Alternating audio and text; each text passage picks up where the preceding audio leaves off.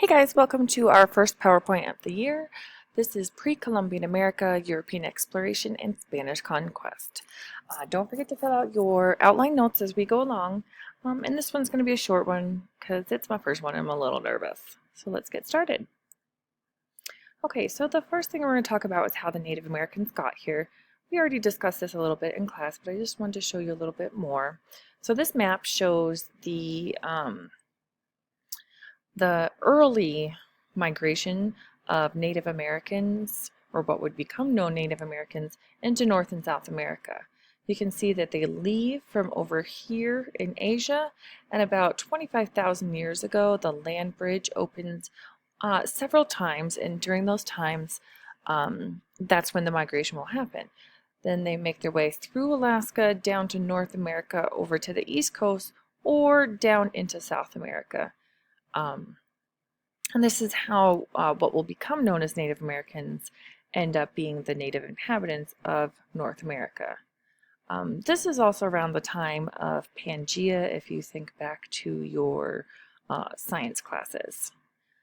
Continental shift does still occur during this time, and that's what's going to lead to some of the lowering and of the sea level and creating the ice sheets. The first Native Americans come by land. That's the predominant theory, but there is a crude boat theory that's out there that they would build reed boats or things like that and then sail over to the coast. So that's up for debate. Migrations happen quite a few times in that time span, about 35,000 to 10,000 years ago. But the last great migration, of course, is going to be to South America by 1492. There's about 54 million people living in both continents. So that's a really significant number. It's about a sixth of the U.S. population to today. Our first civilizations that emerge, the Aztec and Inca. So we have the Aztec over in what's now Mexico City, Tenochtitlan. The Inca over in Peru, and lesser talked about the Cahokia, and then the Anasazi and Hohokam. Central America does have quite a bit of sophistication in their civilizations. The Aztec and Inca and Maya are very well known for being much more advanced than Native Americans are traditionally thought of as being. The Anasazi mostly settle in Arizona, New Mexico region, and Cahokia is quite a bit throughout of the East Coast, though Cahokia itself is located in Illinois, I believe. Many of them are settled in agricultural. Mexico City has a very intricate system of crop growing and farming methods. But there's quite a few staple crops, corn, of course, potatoes, things like that. The absence of agriculture and the lack of sophistication leads to a lot of ununified native populations. So even though these large sophisticated populations did previously exist, by the time that the European Americans get here, they have predominantly died off, and so it's a lot of fractured tribes with a lot of internal conflict between them. Okay, Native American populations of North America are much smaller and more scattered. About 100, 200 people in these populations. The mound builders of Ohio, the River Valley, the Cahokia, the Anasazi, these are all remnants of these large civilizations, but by this point they have kind of disappeared and no one really knows why. Though a lot of the East Coast Indians are predominantly agricultural and hunters as well. The Iroquois are the largest and most sophisticated of the eastern Native American tribes, and they extend quite a bit over mid-Atlantic to Southern America. Small size and lack of unity amongst other tribes means that they're very vulnerable to the European conquest, who are going to take advantage of the clearly identified tension between groups and use that to overcome them. Indirect causes of discovery. If we look at this map, we can see quite a few trade routes throughout Europe, Africa, and Asia that have emerged by 1492. We have the original Silk Road here, but as ships become more advanced and navigation becomes more advanced, you see a lot more sea routes. This blue line over here is Marco Polo, and then later Da Gama. And that's going to lead to the first circumnavigation of the world. Okay, but you can see there's quite an extensive trade network for luxury goods, which has become high demand in Europe. Europe is experiencing its first growth politically just following the Crusades of the 1500s to retake Jerusalem from the Islamic people. There is quite a bit of evidence that Scandinavians, also known as Vikings, did make it to Newfoundland region, which is northern Canada on the east coast, though they're never really attributed with discovering America as we truly think of it. Christian Crusaders, they are going to be going in a series of 5 to 6 different crusades, depending on who you read about, but there's 4 major crusade wars that are into Asia, and it's there that they discover a lot of spices, luxury goods, foods that they bring home with them, and that really increases the demand in Europe for those items. Marco Polo makes it all the way to China, and his stories of China and the goods and the items there really intrigue Europeans quite a bit. But the biggest advance probably is the Portuguese under Prince Henry the Navigator. He really encourages exploration, boat building, advancement of those techniques. The caravel and other special routes, like going around the Horn of Africa, developed during this time because of his encouragement. And he's really going to be what pushes the Portuguese and later the Spanish in competition with the Portuguese to explore and search for new routes to Asia. The last question we have to look at is how slavery began. We talked about with the Las Casas article how significant the maltreatment of Native American was by the Spanish when they first arrived.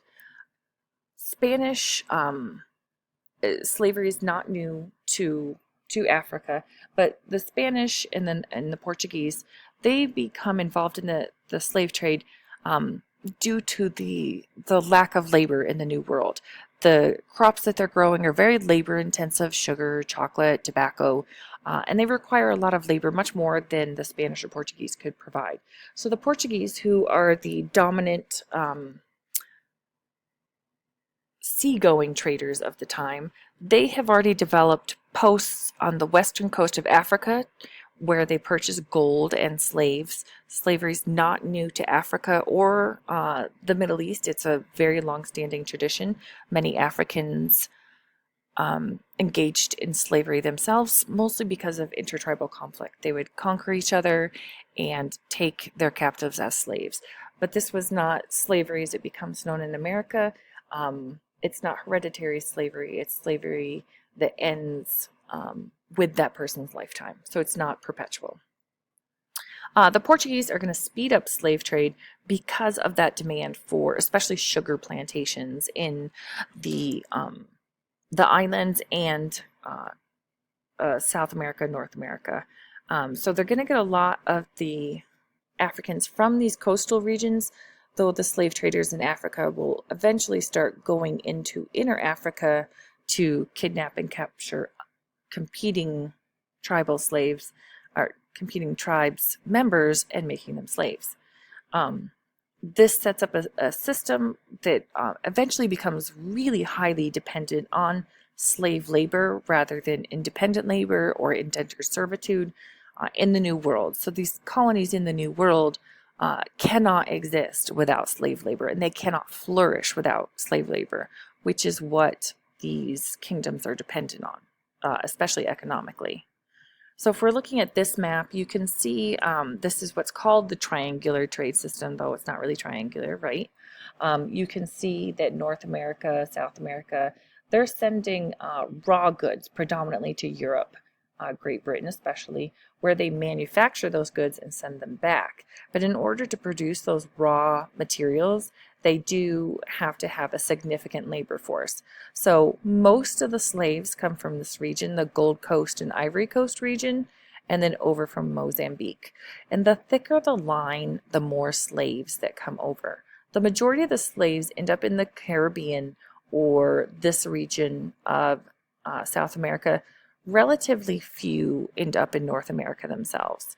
And then also you can see down here a significant portion into Brazil, especially in those South American colonies. So that's what's going to end up starting the slave trade here.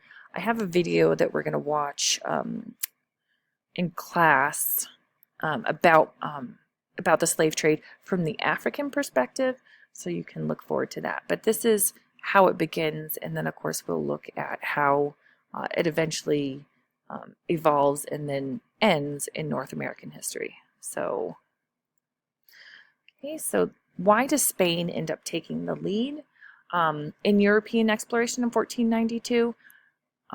Spain is unified under the king and queen of two of four competing nations in Spain, Ferdinand and Isabella. They unify to expel the Moors, which are the ancestors of the Islamic people who had invaded Spain and southern Europe early in the 12th and 13th centuries. They are eager to prove that they are more powerful than the Portuguese, and they really will support a lot of different